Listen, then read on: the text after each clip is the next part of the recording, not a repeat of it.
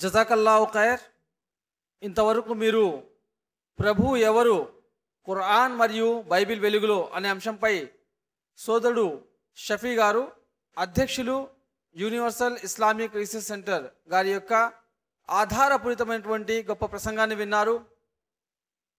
సకల ప్రవక్తలు, ఈ భూమి మీద వచ్చినటువంటి సర్వ ప్రవక్తలు ప్రకటించినటువంటి ఏకేశ్వరోపాస సిద్ధాంతం ఏదైతే యేసు క్రీస్తు వారు కూడా ప్రకటించారో, ఆ ఏకైక ప్రభువు, ఒకే ఒక దైవం, మానవులందరి దైవం, ఆయన మాత్రమే ఆరాధనకి అర్హుడు అనే విషయాన్ని ప్రకటించారో, ఆ విషయము మరి ధార్మిక గ్రంథాల జ్ఞానం లేని కారణంగా, మరి వాక్యాలను సరిగా అర్థం చేసుకోలేని కారణంగా ఆ ప్రభువుని వదిలి భూమి మీద వచ్చిన ప్రవక్తలను కూడా ప్రభువులుగా భావిస్తున్న సందర్భంలో మరి ఈనాటి ఈ షఫీ గారి యొక్క అంశము అనేక మంది కళ్ళు తెరిపించేదిలా మరి దేవుడు చేయాలని, వారికి మారు మనసు పొంది ఏకేశ్వరోపాసన సిద్ధాంతాన్ని వారు అమలు చేసి తౌహీద్ ఏక దైవారాధనని అనుసరించి మరి నిత్య జీవానికి అర్హులయ్యే భాగ్యాన్ని మీకు, నాకు, మనందరికీ ప్రసాదించాలని ఆ అల్లాహ్తో కోరుకుంటున్నాను. ఆమీన్. మరియు ఇంత చక్కటి మరి విషయాన్ని మనకు ఎంతో సహనంతో, రీసెర్చ్తో మన ముందుకు తీసుకొచ్చినటువంటి షఫీ గారికి ఆ అల్లాహ్ సుబ్హానహు వ తఆలా మరింత జ్ఞానాన్ని, ఆయుర ఆరోగ్యాన్ని ప్రసాదించాలని కోరుకుంటున్నాను. ఆమీన్. ఇప్పుడు ఈనాటి మన ముఖ్య అతిథులు యలమంచిలి బాబు రాజేంద్ర ప్రసాద్ గారు ఈనాటి కార్యక్రమం గురించి కొన్ని వారి యొక్క అమూల్యమైన అభిప్రాయాన్ని కొద్ది నిమిషాల్లో తెలియజేస్తారని నేను ఆశిస్తూ వారిని మైక్పై ఆహ్వానిస్తున్నాను. యుఐఆర్సి ఆధ్వర్యంలో నిర్వహించినటువంటి కార్యక్రమానికి అధ్యక్షత వహించినటువంటి యుఐఆర్సి జాయింట్ సెక్రటరీ ఇలియాజ్ గారు, అలాగే అతి కీలకమైనటువంటి ప్రభు ఎవరు అనే అంశం మీద ఎంతో వివరణగా, విశ్లేషణాత్మకంగా ప్రసంగించినటువంటి యుఐఆర్సి అధ్యక్షులు షఫీ గారికి, అలాగే ఇక్కడ విచ్చేసినటువంటి మన సోదరులకి, ముఖ్యంగా ఈ కార్యక్రమాన్ని ఆర్గనైజ్ చేసినటువంటి మన ఉయ్యూరు ముస్లిం యూత్ మిత్రులకు అందరికీ నా నమస్కారాలు. మిత్రులారా, ఈరోజు సాయంత్రం పూట నిజంగా మంచి కార్యక్రమానికి రావటం జరిగింది. ఎంతో విలువైన సమాచారాన్ని యూనివర్సల్ ఇస్లామిక్ రీసెర్చ్ సెంటర్ ఆధ్వర్యంలో మన పెద్దలు షఫీ గారు కానీ, ఇలియాజ్ గారు కానీ చాలా మంచి సమాచారం ఇచ్చారు. అన్ని మత గ్రంథాలని అన్నిటినీ కూడా అవపాసన బట్టి వాటిని అన్నిటినీ చాలా లోతుకంటగా పరిశీలించి, పరిశోధించి, విశ్లేషించి మనకు చక్కగా చాలా మంచి మంచి మనకి తెలవనటువంటి అంశాలు అనేక అంశాలని, అనేక విషయాల్ని, మనకు తెలవనటువంటి విషయాల్ని మన ముందు పెట్టారు. అందుకు మన అందరి తరపున కూడా, మన ఉయ్యూరు గ్రామ ప్రజలందరి తరపున కూడా వారికి హృదయపూర్వక అభినందనల్ని, శుభాకాంక్షల్ని తెలియజేస్తున్నాం. ఇలాగే భవిష్యత్తులో కూడా ఇంకా అనేక అంశాల మీద ఇందాక చాలా చూపెట్టారు, డివిడీల్లో, సీడీల్లో ఉన్నాయి. మరింత మాకు తెలవనటువంటి విషయాల్ని మీరు తెలియజేస్తారని ఈరోజు, అందుకని నేను ఎంతసేపు అయినా కూడా కదలకుండా కూర్చుని స్పష్టంగా వినడం జరిగింది. మరి ఒకసారి మీకు నా హృదయపూర్వక కృతజ్ఞతలు తెలియజేస్తూ మీ అందరి దగ్గర సెలవు తీసుకుంటున్నాను. జజాకల్లాహు ఖైర్. మరి మన ముఖ్య అతిథి శ్రీ యలమంచిలి బాబు రాజేంద్ర ప్రసాద్ గారే కాకుండా సభలో ఉపస్థితులైన పెద్దలు, నా తోటి సోదర సోదరి మనందరూ కూడా ఎంతో ఆసక్తిగా ఈరోజు ఆధ్యాత్మికత గురించి, దైవం గురించి తెలుసుకోవాలని వారు మంచి ఉద్దేశంతో వచ్చారు. కాబట్టి ఇక్కడ ఉన్న ప్రతి ఒక్కరికి కూడా వారి యొక్క విలువైన సమయాన్ని కేటాయించినందుకు ఆ అల్లాహ్ సుబ్హానహు వ తఆలా లెక్కలేనంత ప్రతిఫలాన్ని ప్రసాదించాలని, రుజుమార్గాన్ని ప్రసాదించాలని దువా చేస్తున్నాను. ఆమీన్. మరి ఇప్పుడు అతి ముఖ్య భాగమైనటువంటి ఈనాటి కార్యక్రమానికి రెండవ భాగం ప్రశ్నోత్తరాల సమయం ప్రారంభం కానుంది. ఇప్పుడు చాలా తక్కువ సమయం మన దగ్గర ఉంది. ఈ సమయంలో మీరు సమాధానాలు పొందాలి కాబట్టి మరి కొన్ని నియమ నిబంధనలు మీకు తెలియజేయాలని నేను కోరుకుంటున్నాను. ప్రశ్నించేవారు ఎదురుగా ఒక మైక్ ఏర్పాటు చేయబడి ఉంది.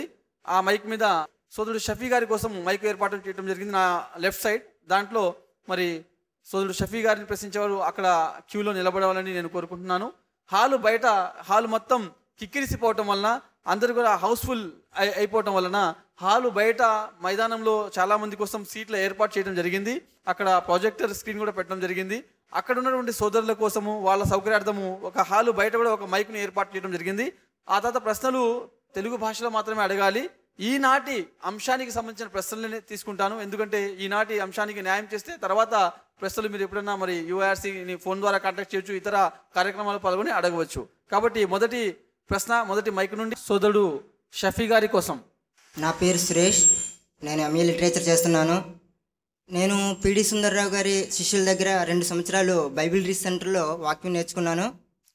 షఫీ గారికి నా ప్రశ్న ఏమిటంటే, యేసుక్రీస్తు వారు కొంతమంది కొరకే వచ్చారని చెప్పారు. యేసుక్రీస్తు తన శిష్యులతో మీరు సర్వ సృష్టికి వెళ్ళి సువార్తను ప్రచారం చేయండి అని చెప్పారు. కాబట్టి యేసుక్రీస్తు వారు సమస్త మానవుల కొరకు వచ్చారు. దీని గురించి మీరు వివరించగలరు? సోదరులు వారు ఒక చక్కటి ప్రశ్న అడగడం జరిగింది. యేసువారు అందరికి కోసం కాదు, కొందరి కోసమే వచ్చారని చెప్పారు. మరి యేసువారు తన శిష్యులతో చెప్తూ సర్వలోకములకు వెళ్ళి సర్వ సృష్టికి స్వార్థ ప్రకటించడం చెప్పారు. అంటే సమస్త మానవాళి కోసం యేసు ప్రవక్త, యేసు సర్వ మానవాళి కోసం అని ఉద్దేశంతో వారు ప్రశ్న అడగడం జరుగుతుంది. వాస్తవానికి మరి యేసు ఎవరి కోసం పంపబడ్డారు, ఎవరి కోసం వచ్చారు అంటే అది బైబిల్ని మనం పరిశీలిస్తే తెలుస్తుంది.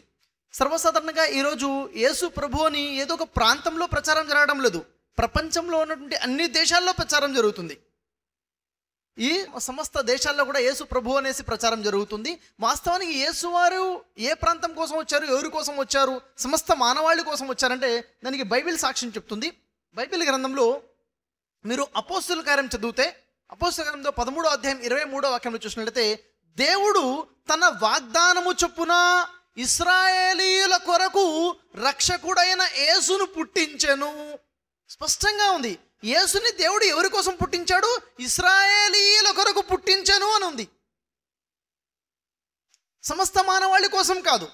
ఆ తర్వాత ఇదే విషయం యేసువారు తెలియచేయడం జరుగుతుంది. మత్తయి సువార్త 15వ అధ్యాయం 24వ వాక్యంలో బైబిల్లో మనం చూసుకున్నట్లయితే యేసువారు అన్నారు, నేను ఇశ్రాయేలు ఇంటి వారైన నశించిన గొర్రెల వద్దకే తప్ప మరి ఎవరి వద్దకు పంపబడలేదు. సమస్త మానవాళి కోసం అన్నది పక్కన పెడితే కేవలం ఇశ్రాయేలు ప్రజల కొరకే, ఇశ్రాయేల్లోని అందరి కోసం కూడా కాదు, ఇశ్రాయేల్లో ప్రజల్లో కూడాను నశించిన గొర్రెల వద్దకే. గొర్రెలు అంటే యూదులు, నశించిన యూదుల వద్దకే, ఇశ్రాయేల్ ప్రజలందరి కోసం కూడా కాదు అది కూడాను. మరి ఇక్కడ ప్రశ్న ఏమిటంటే, కేవలం నశించిన గొర్రెల వద్దకే ఎందుకు, నశించిన యూదుల వద్దకే ఎందుకంటే దానికి కూడాను యేసువారు జవాబు చెప్తున్నారు. మీరు లూకాసు వార్త చదివితే 5వ అధ్యాయం 31-34 వాక్యంలో యేసువారు ఒక ఉపమానం చెప్తున్నారు. ఏమిటా ఉపమానము? రోగులకే కానీ ఆరోగ్యవంతుడికి వైద్యుడక్కరలేదు. వైద్యుడు ఎవరికి అవసరం ఉంటుంది? రోగులకు అవసరం ఉంటుంది. మంచిగా ఆరోగ్యంగా ఉన్న వారికి వైద్యుడు అవసరం ఉండదు. అదేవిధంగా యేసు అన్నారు, మారు మనసు పొందుటకు నేను పాపులను పిలవచ్చితిని కానీ నీతిమంతులను పిలవరాలేదు.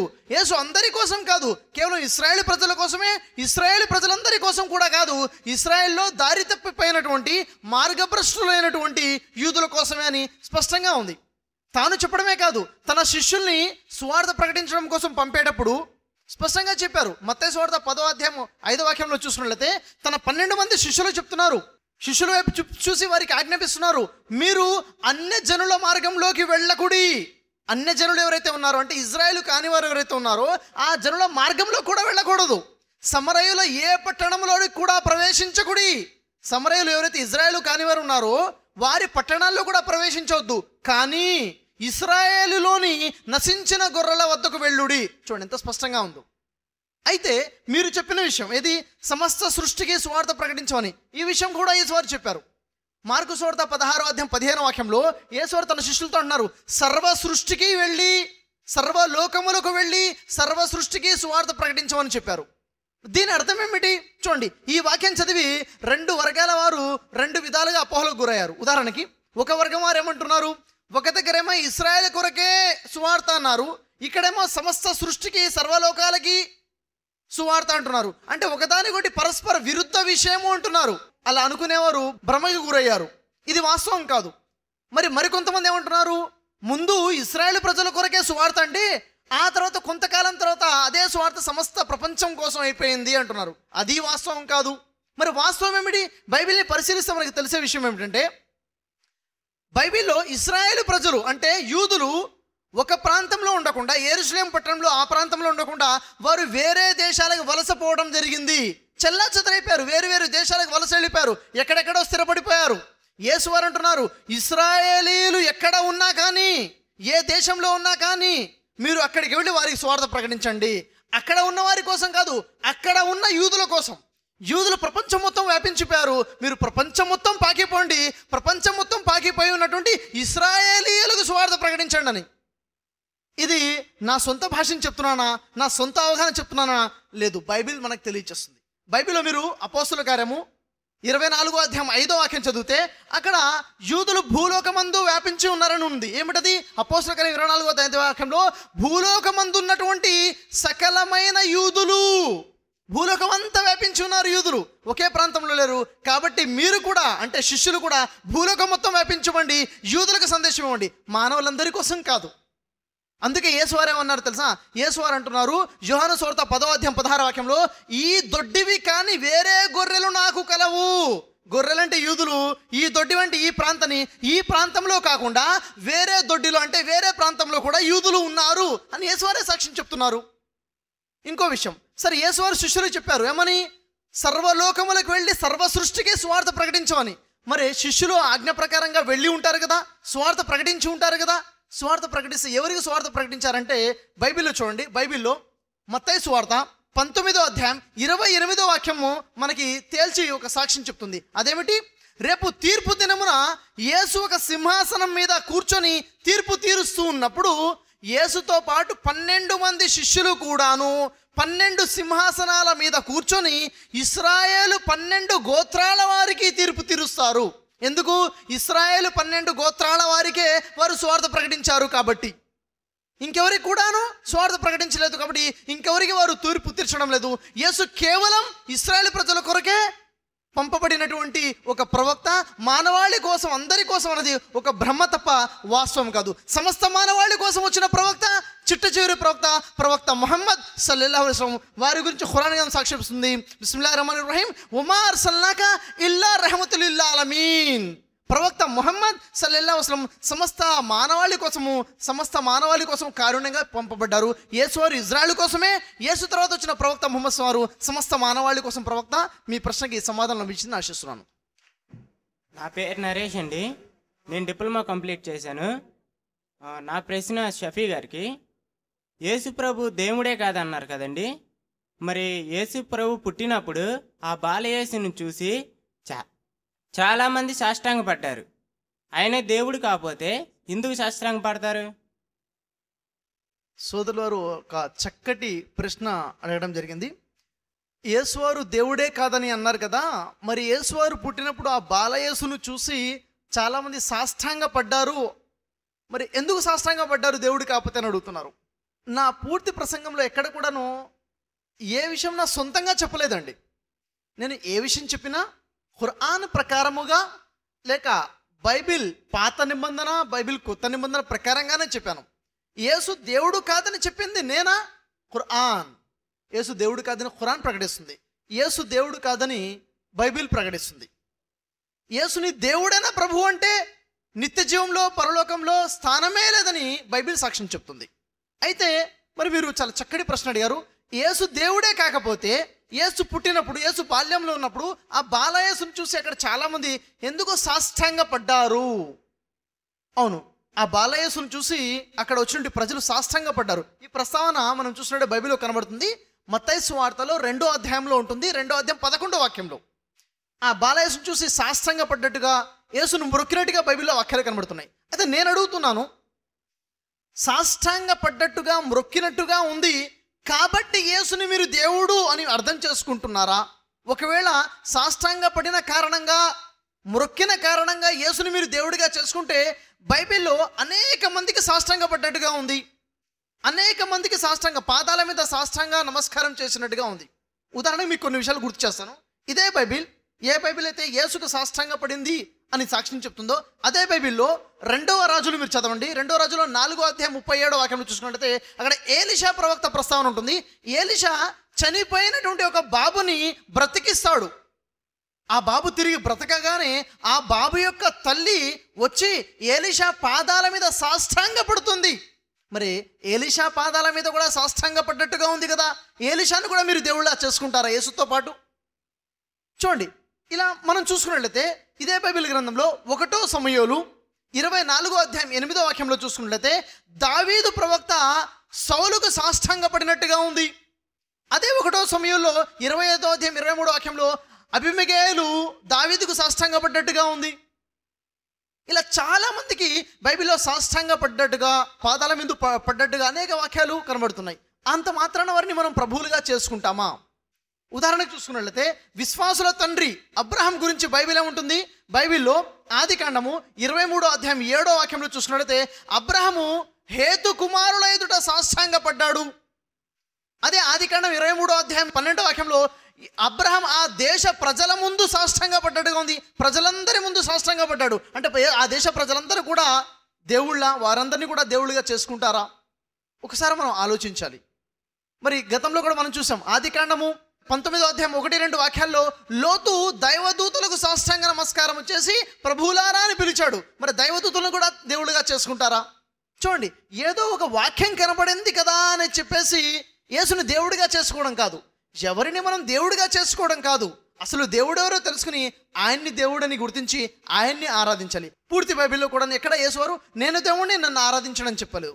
కొత్త నిబంధనలో చూసుకున్నా కానీ యేసు శిష్యుడైన పేతురుకి కొర్నేలి సాష్టాంగ పడ్డట్టుగా ఉంది. అపోస్తుల కార్యం 10వ అధ్యాయం 25వ వాక్యంలో. ఇలా అనేక మందికి సాష్టాంగ పడ్డట్టుగా ఉంది. యేసుకు సాష్టాంగ పడినారు కదా, దేవుడు కాకపోతే ఎందుకు సాష్టాంగ పడతారు? ఆ కారణంతో అనేక మంది దేవుళ్ళు అయిపోతున్నారు. కాబట్టి ఏదో విధంగా ప్రయత్నం చేసి యేసుని దేవుణ్ణి చేసే ప్రయత్నం చేయడం కాదు, బైబిల్లో ఉన్న వాస్తవాన్ని అర్థం చేసుకుని బైబిల్ ప్రకటిస్తున్న నిజ దేవుణ్ణి గుర్తించే ప్రయత్నం చేయాలి. మీ ప్రశ్నకు సమాధానం లభించి ఆశిస్తున్నాను. నా పేరు పి యువరాజు. నా ప్రశ్న షఫీ గారికి. చెప్పండి. నేను gas company and ATM security గార్డ్గా చేస్తాను. యేసుక్రీస్తు ప్రభు మాత్రమే కాదు, ప్రకటన గ్రంథంలో 19:16లో రాజులకు రాజు ప్రభువులకు ప్రభు అను నామం ఆయనకున్నది. యేసుక్రీస్తు ప్రభువులకు ప్రభు అంటే ఆయనే దేవుడు. సోదరుల వారు చాలా చక్కటి ప్రశ్న అడుగుతున్నారు. మరి మన ప్రసంగంలో మనం చూసాము, యేసు ప్రభువు అన్న విషయం గురించి మాట్లాడాము. యేసు ప్రభువే, కానీ దేవుడైన ప్రభువు కాదు, యేసు బోధకుడైన ప్రభు అన్న విషయము మనం గ్రంథాల వెలుగులో చూసాం. మరి సోదరుల వారు అంటున్నారు, యేసు ప్రభువు మాత్రమే కాదు, యేసు ప్రభువులకు ప్రభు. యేసు ప్రభువు మాత్రమే కాదు, ప్రభువులకు ప్రభు అని ప్రకటన గ్రంథము ఎక్కడుందని చెప్పారండి? ప్రకటన గ్రంథంలో 19:16 ప్రకటన గ్రంథం.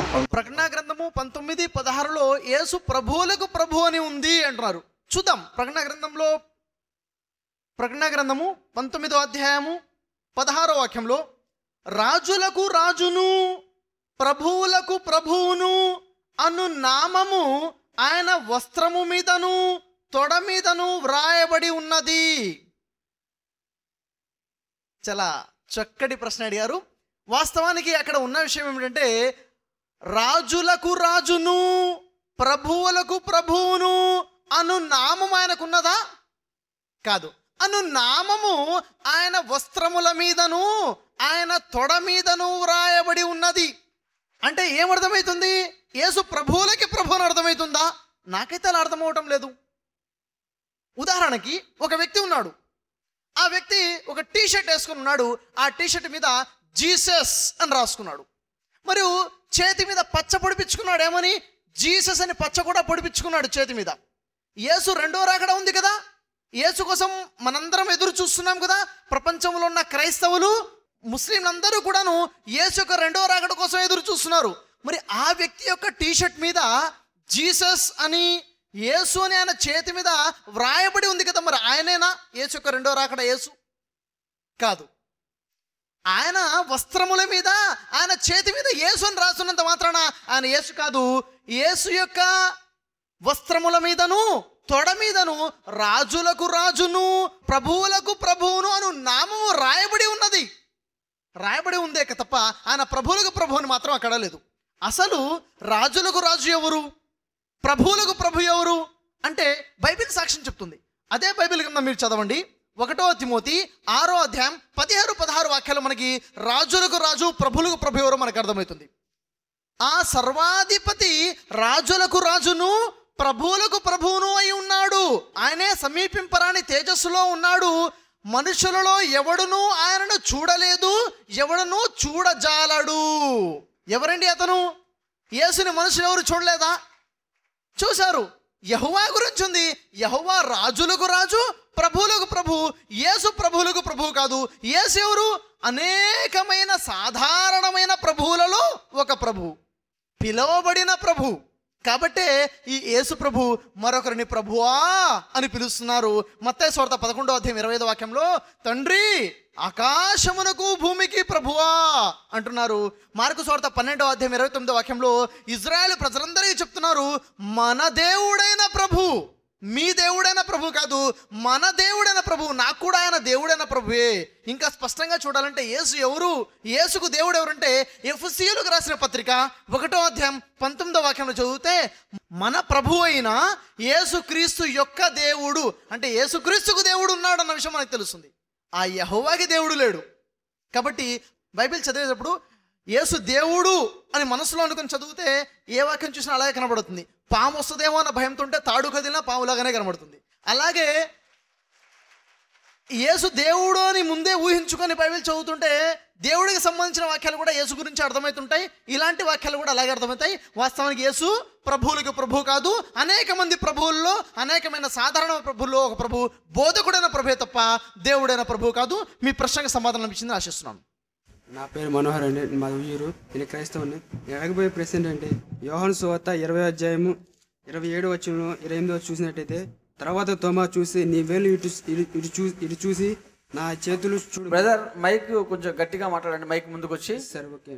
నీ చెయ్యి నా చూసి నా పక్కలో ఉంచి అవిశ్వాసి కాక విశ్వాసే ఉండును. అందుకు తోమా నా ప్రభువా నా దేవా నేను. అంటే యేసుక్రీస్తుని ఇక్కడ యేసుక్రీస్తు శిష్యులు ఒకలైన తోమా యేసుక్రీస్తు వారిని ఓ నా ప్రభువా నా దేవా అన్నారు. కండి మా పాస్టర్లు ఏంటంటే ఏం చెప్తారంటే యేసు ప్రభు దేవుడు కాబట్టి ఆయన దేవుడు అన్నారని చెప్తారు. దానికి సమాధానం. యేసు శిష్యులలో ఒక శిష్యుడు అండి తోమా. ఒకానొక సందర్భంలో నా ప్రభువా నా దేవా అని అన్నట్టు ఒక సందర్భం మనకు కనబడుతుంది. అది యోహాను సువార్త మీరు అన్నట్టుగా 20వ అధ్యాయం 28వ వాక్యంలో. మరి అక్కడ యేసు వారు తోమా మాట్లాడుతున్న సందర్భంలో తోమా అంటారు నా ప్రభువా నా దేవా అని.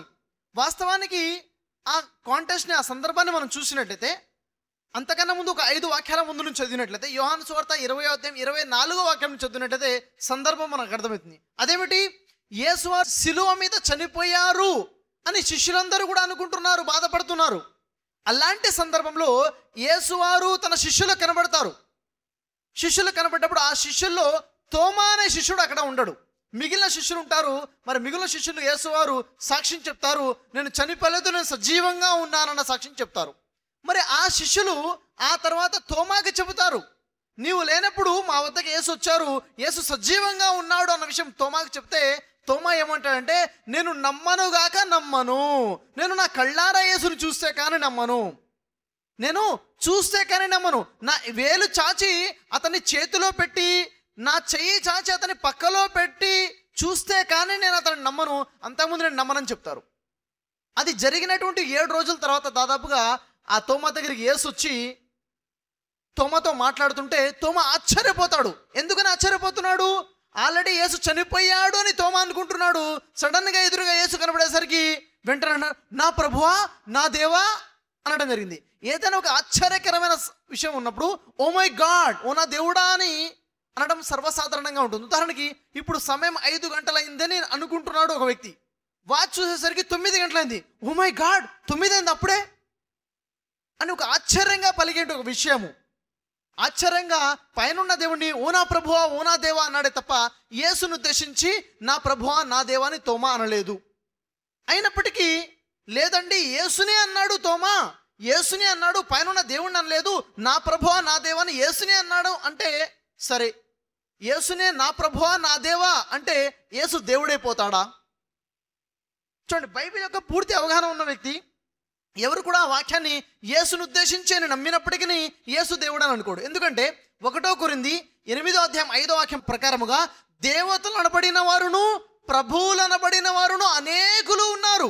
అనేక మంది దేవతలలో ఒక దేవ యేసు, అనేక మంది ప్రభువులలో ఒక ప్రభు యేసు. లేదండి యేసు ఆ దేవుడే అంటే ఎక్కడ కూడాను యేసు ఆ సర్వాధికారి అయిన దేవుడని బైబిల్లో ఎక్కడా లేదు. పైగా ఆ యేసే నా ప్రభువా అని చెప్పేసి ఆ దేవుడిని పిలవడం జరిగింది. ఉదాహరణకి ప్రకటన గ్రంథము 3వ అధ్యాయం 2వ వాక్యము, ప్రకటన గ్రంథం 3వ అధ్యాయం 22వ వాక్యంలో యేసు ఆ దేవుడిని నా దేవుడు అని పిలవడం జరుగుతుంది. యేసుకు ఒక దేవుడు ఉన్నాడు. ఇంతకుముందు నేను తెలియజేసిన ఎఫెసీయులకు రాసిన పత్రిక 1వ అధ్యాయం 19వ వాక్యంలో మన ప్రభువు అయిన యేసుక్రీస్తు యొక్క దేవుడు, యేసుక్రీస్తు ఒక దేవుడు ఉన్నాడు. మరి యేసు ప్రభువు అంటే ప్రభువులలో ఒక ప్రభువు, బోధకుడైన ప్రభువు అనే తప్ప మరి ఆయన దేవుడైన ప్రభు అనే ఉద్దేశం కాదు. మరి నా దేవా అన్నారు కదా. అవును, బైబిల్లో కూడా అనేక మందిని దేవుళ్ళని పిలవడం జరిగిందన్న విషయం చూసాం. మోషని స్పష్టంగా దేవుడు అని నిర్గమాకాండము 4వ అధ్యాయం 16వ వాక్యంలో, 7వ అధ్యాయం 1వ వాక్యంలో మోషని దేవుడు అని అనడం జరిగింది. దేవుడిగా నియమించని స్వయంగా దేవుడే తెలియజేస్తున్నాడు. అని ఇంత మాత్రాన మోషే దేవుడైపోతారా?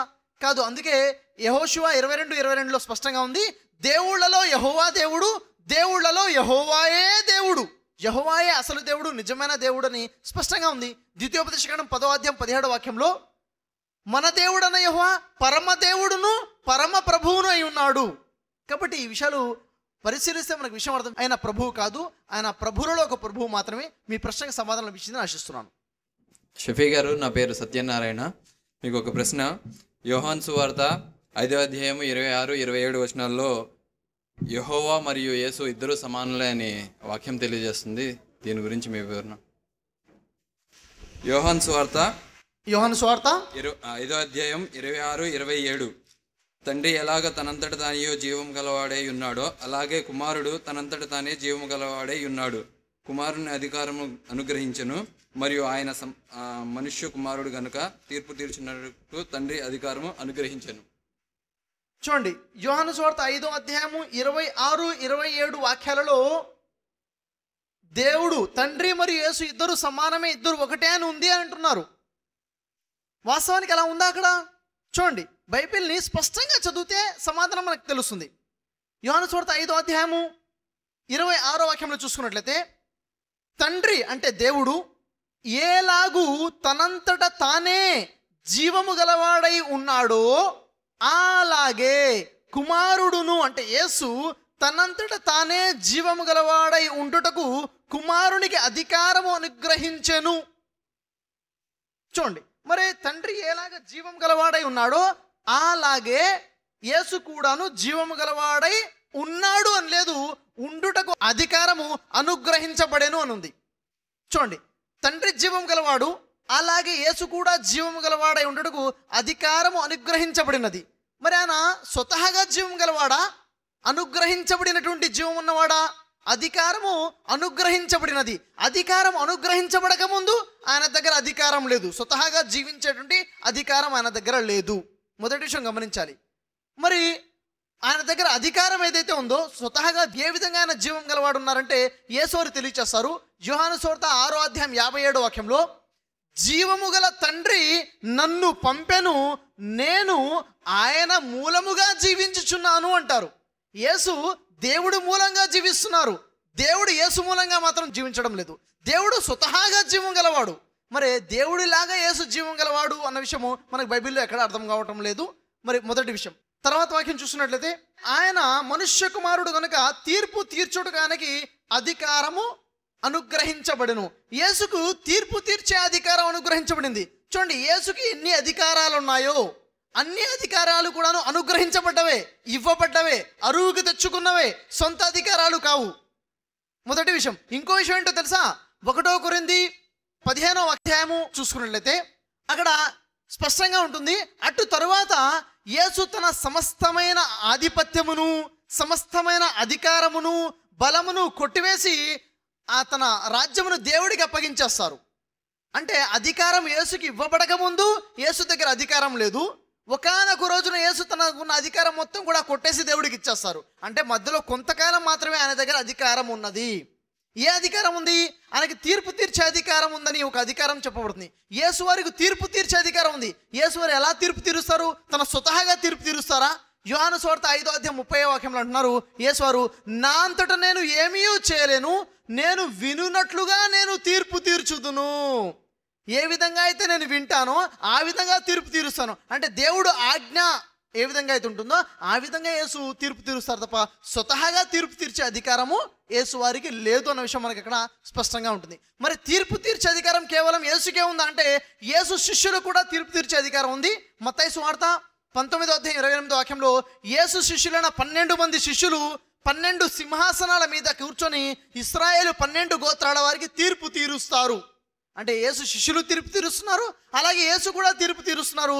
తీర్పు తీర్చే అధికారము యేసుకు అనుగ్రహించబడినది, సొంత అధికారము కాదు. జీవముగా ఉండడం కోసం కూడా అధికారం ఇవ్వబడింది, సొంత అధికారం కాదు. స్పష్టంగా యేసు వారు చెప్పారు యోహాను సువార్త 6:57 వాక్యంలో, జీవము గల తండ్రి నన్ను పంపెను, నేను ఆయన మూలముగా జీవించుచున్నాను అని. కాబట్టి యెహోవా యేసు ఇద్దరు సమానమని ఎక్కడా వాక్యంలో లేదు. యెహోవా యేసు కంటే గొప్పవాడు. యేసు వారు చెప్పారు యోహాను సువార్త 14:28 వాక్యంలో, నా తండ్రి నాకంటే గొప్పవాడు. తండ్రి అంటే బైబిల్ పరిభాషలో దేవుడు, నా దేవుడు నాకంటే గొప్పవాడు అన్నారు. యెహోవా గొప్పవాడు యేసు కన్నా. యేసు దాసుడు, యెహోవా దేవుడు. యెహోవా మనకి ఖురాన్లో అల్లాహ్గా పరిచయం అవుతున్నాడు. అల్లా అంటే బైబిల్ పరిభాషలో యెహోవా. మీ ప్రశ్నకు సమాధానం ఇచ్చిందని ఆశిస్తున్నాను.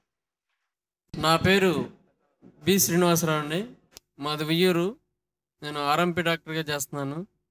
అయితే నా ప్రశ్న షఫీ గారిని అడగదలుచుకున్నాను. నేను ఏమిటంటే యోహాను సువార్తలో 8వ అధ్యాయము 24వ వాక్యం నుంచి 25 వాక్యాల్లో ఈ విధంగా ఉంది.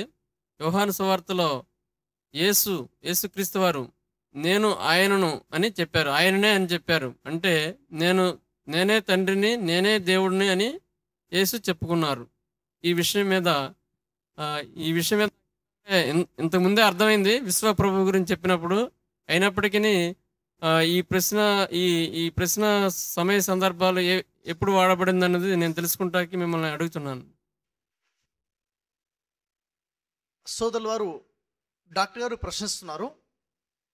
యోహాను సువార్త 8:24 వాక్యంలో యేసువారు నేనే ఆయనను, నేనే ఆయన్ని, అంటే నేనే తండ్రిని, నేనే దేవుడిని అని చెప్పుకున్నారు అని అంటున్నారు. మరి నా ప్రసంగం ద్వారా వారికి విషయం అర్థమైంది అంటూనే మరి తెలుసుకోవడం కోసం ప్రశ్నిస్తున్నాను అడుగుతున్నారు. చూడండి, పూర్తి బైబిల్లో ఎన్నిసార్లు పరిశీలించి చదివినా కానీ ఎక్కడ కూడాను యేసువారు నేనే ఆయనను అని, నేనే దేవుడు అనే ఉద్దేశంతో ఎక్కడా చెప్పలేదు. పూర్తి బైబిల్ పరిశీలించండి, ఎక్కడ కూడా నేనే దేవుడిని ఎక్కడా చెప్పలేదు.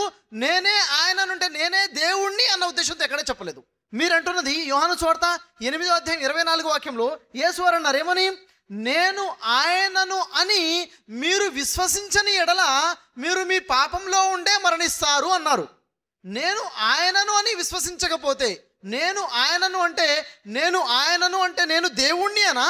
మరి ఏమని అర్థం చేసుకోవాలి అంటే ఆ కింది వాక్యమే చదవండి. కింది వాక్యంలో యోహాను సువార్త 8:25 వాక్యంలో ఈ ప్రశ్న యేసువారంటే ఏ విధంగా అయితే ఇక్కడ మనకి డౌట్ వస్తుందో అక్కడున్న శిష్యులకు కూడా డౌట్ వచ్చింది. డౌట్ వచ్చి వారు అడుగుతారు, మరి నీవు ఎవరవు అని అడుగుతున్నారు యేసుని. నీవెవరవు అని అడిగితే యేసువారు జవాబు చెప్తారు, మొదట నుండి నేను ఎవడనని చెప్పుకొనుచున్నానో వాడనే. యేసువారు మొదట నుండి నేను ఎవరిని అని చెప్పుకుంటున్నారు, ఆయన్నే నేనే ఆయన అంటే అర్థము అన్నారు. మరి యేసువారు మొదటి నుంచి ఏమని చెప్పుకున్నారు? ఉదాహరణకి బైబిల్లో యోహాను సువార్త 4వ అధ్యాయము 24-25 వాక్యాలు మనం చూసినట్లయితే, 24, 25, 26 వాక్యాలు చూసినట్లయితే అక్కడ సమరయ స్త్రీ యేసుతో మాట్లాడుకుంటూ అంటుంది, క్రీస్తనబడిన మెసయ్యా వచ్చునని మేము ఎరుగుదుము, ఆయన వచ్చినప్పుడు సమస్తము మాకు బోధించును అని సమరయ స్త్రీ యేసుతో అన్నప్పుడు యేసువారు అంటున్నారు, నీతో మాట్లాడుచున్న నేనే ఆయనను. నేనే ఆయనను అంటే నేనే ఆ క్రీస్తనబడిన మెసయ్యాను అని. నేనే ఆయనను అంటే నేనే ఆ తండ్రిని, నేనే ఆ దేవుడని కాదు, నేనే ఆ క్రీస్తనబడిన మెసయ్యాను. యేసువారు తను క్రీస్తనబడిన మెసయ్య అని చెప్పుకున్నారు. మరియు మత్తయి సువార్త 13:57 వాక్యంలో, మార్కు సువార్త 6:4 వాక్యంలో యేసువారు తాను ప్రవక్త అని చెప్పుకున్నారు. స్పష్టంగా యేసువారు అంటున్నారు, ఒక ప్రవక్త తన దేశంలోనూ తన ఇంటను తప్ప మరి ఎక్కడా ఘనహీనుడు కాడు అని తన గురించి తను ఒక ప్రవక్త అని చెప్పుకుంటున్నారు. ఇంకా స్పష్టమైన స్టేట్మెంట్ చూస్తున్నట్టయితే మత్తయి సువార్త 23:10 వాక్యంలో, మీలో ఎవరు కూడాను గురువులు అని పిలువబడవద్దు, క్రీస్తు ఒక్కడే మీ గురువు. నేనే ఆయన అంటే నేనే క్రీస్తుని, నేనే మెసయ్యాని, నేనే ప్రవక్తని, నేనే బోధకుడిని, గురువుని. అదే యేసువారు మొదటి నుంచి చెప్పుకుంటుంది. ఎక్కడ కూడాను యేసువారు నేనే ఆయన అని దేవుడనే ఉద్దేశంతో ఎక్కడ చెప్పుకోలేదు. నేనే దేవుడని ఎక్కడా యేసువారు చెప్పుకోలేదు. కాబట్టి మీ ప్రశ్నకి సమాధానం లభించిందని ఆశిస్తున్నాను.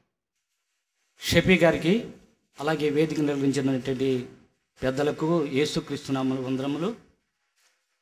ఇంత క్రితం వరకు షఫీ గారు అల్లా గురించి, యెహోవా గురించి, అనగా యెహోవా అంటే అల్లాని, యేసుక్రీస్తు దేవుడు కాదని మరి చెప్పారు. అయితే ఒక్క ప్రశ్న అడిగి ముగిస్తాను, దయచేసి గమనించండి.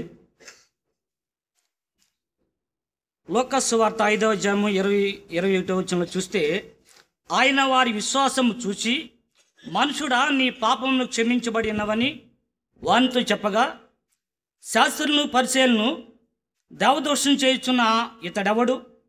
దేవుడెక్కడే తప్ప మనుషులను, దేవుడెక్కడే తప్ప పాపమును గలవాడెవడని ఆలోచించుకొని సాగిరి. అంటే ఈ చదవబడిన వాక్యంలో ఒక మరి పక్షవాతం రోగిని ప్రభు దగ్గర తీసుకొస్తే యేసు ప్రభు అంటున్నాడు కదా, మనుషుడా నీ పాపాలు క్షమించన్నాడు. దేవుడికి ఒక్కడికే కదా పాపాలు క్షమించే అధికారము, ఈ యేసుకి ఎక్కడిదని చెప్పి అక్కడ ఉన్నవారు అనుకున్నారు. యేసుక్రీస్తు అంటున్నాడు కదా, నాలో పాపం ఉందని మీలో ఎవడు స్థాపిస్తాడు. తర్వాత ఇంకొక ప్రశ్న గమనించండి. ఇప్పుడు పాస్టర్ గారు ఇది పెద్ద ప్రశ్న అడిగారు. ఇంకా చాలా సమయం, ఇప్పుడు ఆల్రెడీ చాలా టైం అయిపోయింది కాబట్టి ఈ ప్రశ్నకి సమాధానం ఇచ్చి ఈ కార్యక్రమం ముగిద్దాం. ఎందుకంటే మళ్ళీ మీకు కావాలంటే మాట్లాడవచ్చు. చెప్పండి. నేను మొదటివాడను కడపటివాడను జీవించువాడను, మృతుడనైతిని గాని ఇదిగో యుగయుగములు సజీవుడై ఉన్నాను, మరియు మరణమేకయు పాతాళలోకమేకయు తాళపు చెవిలు నా స్వాధీనం ఉన్నవని ప్రకటన 1:18 వాక్యంలో రాయబడింది. అయితే మృతుడైంది యేసుక్రీస్తు, అల్లా, యెహోవా. అల్లా మృతుడయ్యాడా? యెహోవా మృతుడయ్యాడా? ప్రభు చెప్తున్నట్టు ఇదిగో నేను మొదటి వాడను కడపటి వాడను మృతుడినైతిని కానీ యుగయుగంలో సజీవునిగా ఉన్నానని చెప్పి అంటున్నాడు. ఇంతకీ ఎవరు మృతుడైంది? సజీవుడిగా ఉన్నవారు ఎవరు? పాపాలు క్షమించే అధికారం లోకంలో ఎవరికి ఉంది? నాలో పాపం లేదని స్థాపించిన ఒక యేసుక్రీస్తు మాత్రమే. అయిపోయినా సార్? అయిపోయినా ఇంకున్నాయా? అయిపోయింది సార్. మీ చిట్టా చూస్తే చాలా పెద్దగా ఉంది, 20 పేజీల చిట్టా ఉంది. మరి సోదరు వారు అడిగిన ప్రశ్నలో యేసు వారు ఒక మనుషుడితో అంటున్నారు, నీ పాపాలు క్షమించబడ్డాయని చెప్తే ఆ వ్యక్తికి పాపాలు క్షమించబడ్డాయి. ఇక్కడ ముఖ్యమైన ప్రశ్న ఏమిటంటే, పాపాలు క్షమించే అధికారం కేవలం ఎవరికుంది? దేవుడికే ఉంది. మరి యేసుకి పాపాలు క్షమించే అధికారం ఎక్కడిది? యేసు దేవుడు అని అర్థమవుతుంది కదా. పాపాలు క్షమించే అధికారం కేవలం దేవుడికే ఉంది. పాపాలు యేసు కూడా క్షమిస్తున్నారు అంటే యేసు దేవుడని సార్ వారికి ఆ విధంగా అర్థమైంది. చాలామంది క్రైస్తవులు ఇదే విధంగా అర్థం చేస్తున్నారు. రీసెంట్గా నాకు ఒక SMS వచ్చింది, నాకు మెసేజ్ వచ్చింది. ఒక పాస్టర్ గారు మెసేజ్ చేశారు, షఫీ గారు బైబిల్లో యేసు దేవుడని కనపడింది. ఎక్కడ? యేసు వారికి పాపాలు క్షమించే అధికారం ఉన్నది. చూసారా, యేసు దేవుడు అంటే పాపాలు క్షమించే అధికారం యేసుకు ఉంది కాబట్టి యేసు దేవుడని ఆ పాస్టర్ గారు అర్థం చేసుకున్నారు. అలాగే ఈ పాస్టర్ గారు కూడాను ఇక్కడ ప్రశ్న అడగడం జరుగుతుంది. అయితే నేను అడుగుతున్నాను, పాపాలు క్షమించే అధికారం ఎవరికి ఉంటే వారు దేవుడా? ఒకవేళ పాపాలు క్షమించే అధికారం ఎవరికి ఉంటే వారు దేవుడైతే, మీరు ప్రతిరోజు చేసేటువంటి పరలోక ప్రార్థన మీరు గుర్తు చేసుకున్నట్లయితే, మత్తయి సువార్త 6వ అధ్యాయంలో 9వ వాక్యం నుంచి ఏదైతే పరలోక ప్రార్థన ఉందో, యేసు వారు పరలోక ప్రార్థన నేర్పారు. ఓ పరలోకమందున తండ్రి, నీ నామం పరిశుద్ధపరచుగాక, నీ రాజ్యం వచ్చుగాక అని ఏదైతే ప్రార్థన నేర్పారో ఆ ప్రార్థనలో స్పష్టంగా చెప్తున్నారు, మీరు మీకు అచ్చి ఉన్న వారి పాపమును మీరు క్షమించిన ఎడల దేవుడు మీ పాపములను క్షమిస్తాడు. మీరు కనుక మీ ఎడల ఎవరైనా పాపం చేస్తే వారి పాపాలను మీరు క్షమిస్తే మీ పాపాలను దేవుడు క్షమిస్తాడు. అంటే పాపాలు క్షమించే అధికారం మీకు కూడా ఉంది. ఎలాగా? ఉదాహరణకి నా విషయంలో ఎవరైనా ఒక వ్యక్తి తప్పు చేశాడు, నాకు మోసం చేశాడు, నా విషయంలో పాపం చేశాడు. అతని యొక్క పాపాన్ని నేను క్షమిస్తే దేవుడు నా పాపాలు క్షమిస్తాను అంటున్నాడు. ఇది పరలోక ప్రార్థన యేసువారు నేర్పారు. ఈ విషయం మనకు కనబడడం లేదా? అంటే ప్రతి వ్యక్తికి దగ్గర కూడాను పాపాలు క్షమించే అధికారం ఉంది.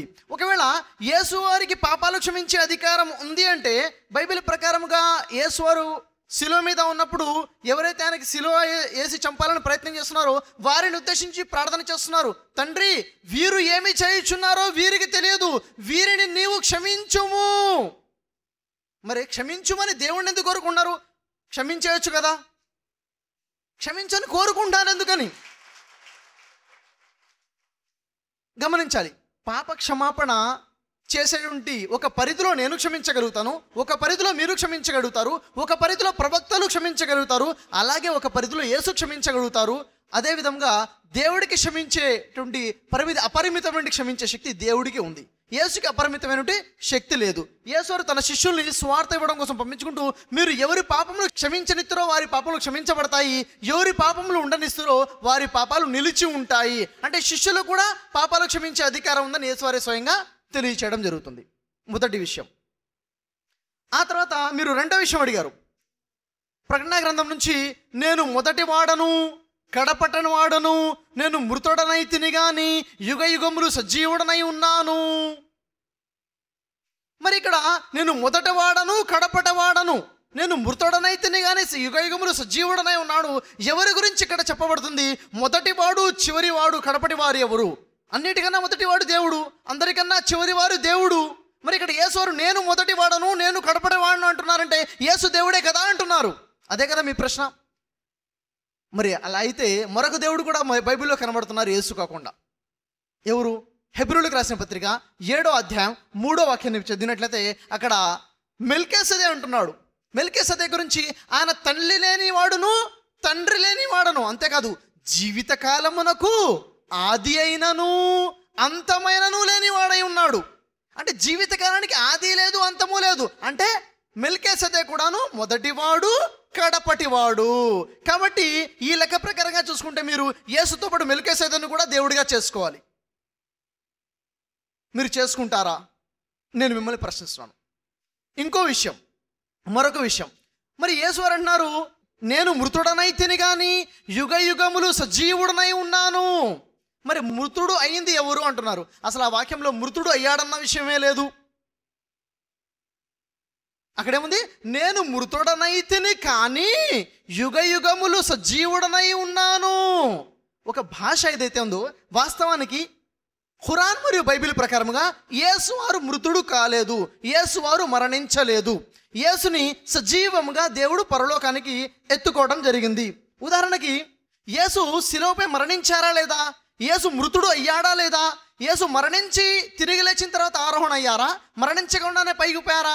యేసు శిలువపై మరణించారా లేదా అనే విషయం మీద డిబేట్ జరిగింది.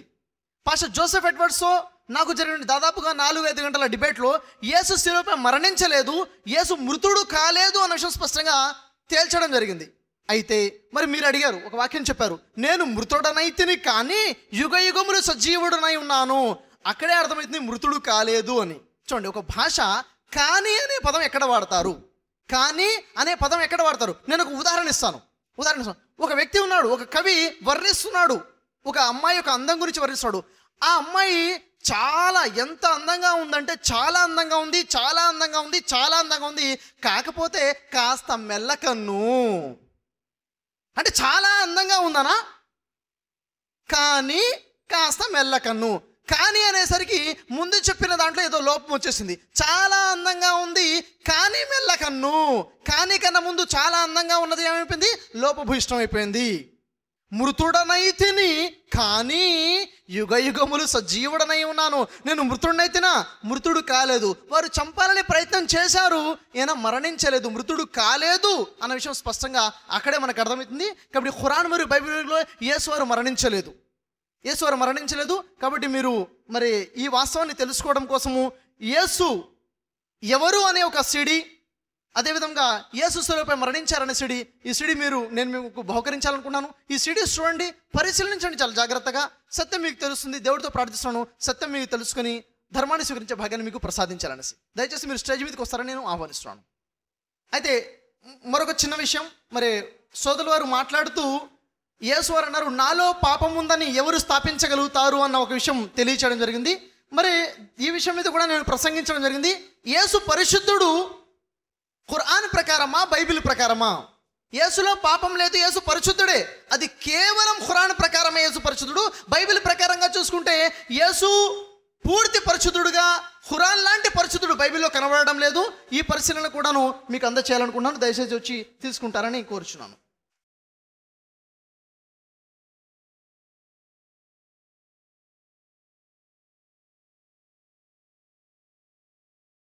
జజాకల్లా. ఏ అంశాలనైతే ఈరోజు మనం విన్నామో వాటి సత్యాన్ని స్వీకరించి ఆచరణ రూపంలో పెట్టేటువంటి భాగ్యాన్ని ఆ అల్లాహ్ సుబ్హానహు వ తఆలా మనందరికీ ప్రసాదించుగాక.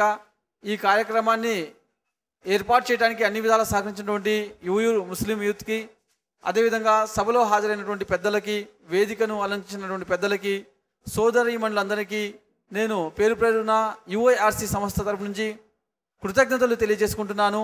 అదేవిధంగా